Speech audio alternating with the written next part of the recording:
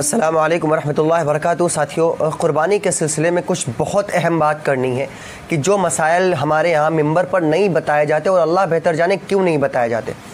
دو تین چیزیں ایسی ہیں کہ جن کی وجہ سے آپ کی قربانی قبول نہیں ہوتی۔ آپ جانور خریدیں گے، پیسے لگائیں گے، لیکن آپ قربانی کرنے کے بعد اس کا کوئی ثواب آپ کو نہیں ملے گا۔ تو یہی چند چیزیں جن کے بارے میں آپ سے بات کرنی ہے، لیکن اس سے پہلے ایک چیز بتا دیتے ہیں کہ جو قربانی کا نصاب ہے اس کے سلسلے میں ہم لوگ بہت زیادہ گڑبڑ کرتے ہیں۔ وہ سب کے ذہن میں یہ بسا ہوا کہ جس طرح زکوٰۃ واجب ہوتی ہے اسی طرح قربانی بھی واجب ہوتی ہے۔ تو قربانی کے اندر دو وہ میجر ڈیفرنس ہے، وہ آپ کو سمجھنا ہے۔ پہلا تو ڈیفرنس وہ یہی ہے کہ قربانی کے لیے مال کے اوپر سال کا گزرنا شرط نہیں ہے، یہ وہ میجر ڈیفرنس ہے۔ اس کے بعد ایک ڈیفرنس یہ ہے کہ زکوٰۃ کے نصاب کے سلسلے میں جو مسئلہ ہے وہ یہ ہے کہ جو پیسہ ہے، جو سونا ہے، جو چاندی ہے، ان سب کو ملا کے دیکھا جائے گا، ضرورت کی چیزوں کو نکال دیا جائے گا۔ پھر اگر آپ صاحب نصاب بن جاتے ہیں، یعنی مالک نصاب تک پہنچ جاتے ہیں، جو 612 گرام چاندی 52.5 تولہ تو ہے، لیکن آج کا تولہ نہیں، وہ 612 گرام چاندی اس زمانے کے حساب سے بیٹھے گی، اور 7.5 تولہ سونا عموماً بول دیا جاتا 7.5 تولہ، لیکن آج کے حساب سے وہ تقریباً 87 گرام سونا بیٹھے گا۔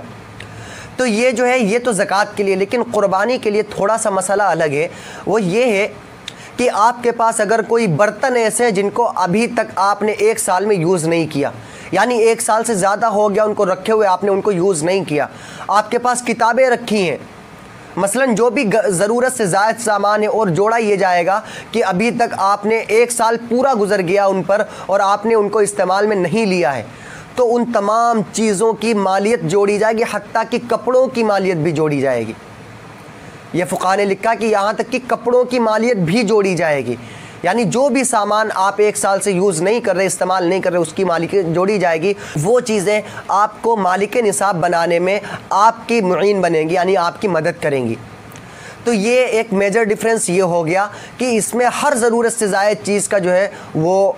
حساب لگایا جائے گا، اور وہ چیز آپ کو قربانی تک پہنچائے گی، قربانی آپ کے اوپر واجب ہو جائے گی۔ اس کے بعد قربانی کا مسئلہ یہ کہ اگر آپ عید کے دن بھی، عید کی نماز سے پہلے ہو، اگر آپ صاحب نصاب بن گئے تب بھی قربانی آپ کے اوپر واجب ہو جائے گی۔ یہ میجر ڈیفرنس ہم نے پہلے بتا دیا کہ قربانی آپ کے اوپر واجب ہوتی ہے بغیر سال کے گزرے ہوئے بھی۔ اس کے بعد جو اصل مسئلہ جو بتانا تھا ہمیں وہ یہ ہے کہ جب آپ حصہ لینا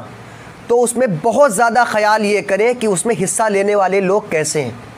یہ عام طور پہ ہم دھیان نہیں دیتے، کسی نے ہم سے کہا بھائی جانور ہے اس میں حصہ اتنے کا بیٹھ رہا، ہم نے پیسے دے دیے اور ہاں ہماری طرف سے بھی قربانی ہو جائے گی۔ نہیں، ایسا نہیں کرنا ہے آپ کو۔ جب تک مکمل آپ تحقیق نہ کر لیں کہ اس کے اندر کون کون لوگ شامل ہیں، تب تک آپ کو حصہ لینا درست نہیں ہے۔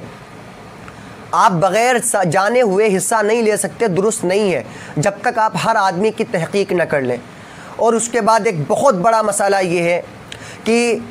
ہم میں سے کسی کی بھی نیت وہ یہ نہ ہو کہ مجھے گوشت ملے گا۔ فقہاء نے لکھا کہ اگر ایک کی بھی نیت ایسی ہوگی تو سب کی قربانی خراب جائے گی، اس میں کسی کو ثواب نہیں ملے گا۔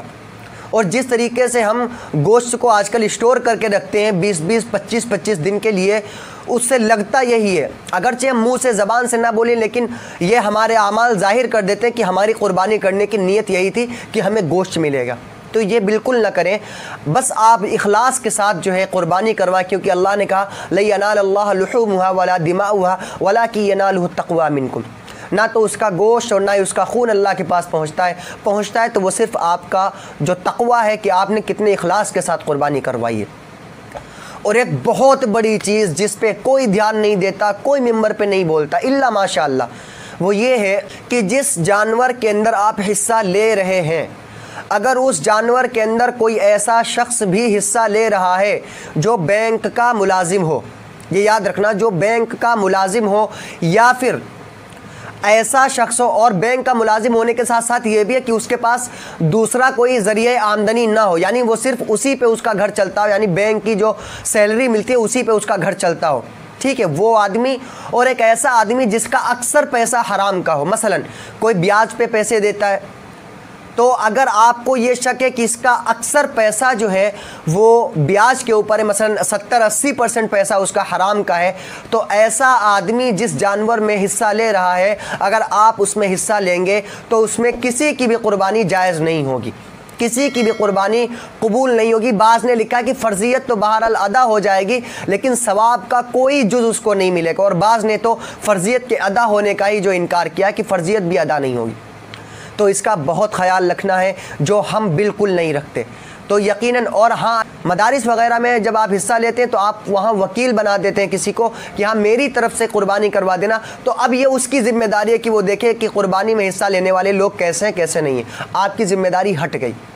تو یہ دو تین چیزیں بہت اہم تھیں، اس پہ ہم توجہ نہیں دیتے، خاص طور سے یہ کہ اگر کوئی ایسا آدمی حصہ لے رہا ہے آپ کے جانور میں جس کی کمائی حرام ہو یا وہ بینک کا ملازم ہو اور اس کے علاوہ اس کے پاس کوئی ذریعہ آمدنی نہ ہو، تو بالکل اس جانور میں آپ حصہ نہ لیں، آپ اپنا الگ سے کوئی جانور کروائیں۔ اور مزید یہ کہ بہت سے لوگ مسئلہ یہ پوچھتے ہیں کیا قربانی کا گوشت کسی غیر مسلم کو دے سکتے ہیں؟ مثلا بکرا ہم نے حلال کروایا تو یقیناً وہ قربانی کا گوشت جو ہے وہ کسی غیر مسلم کو بھی دیا جا سکتا ہے، اس میں کوئی کراہت نہیں ہے۔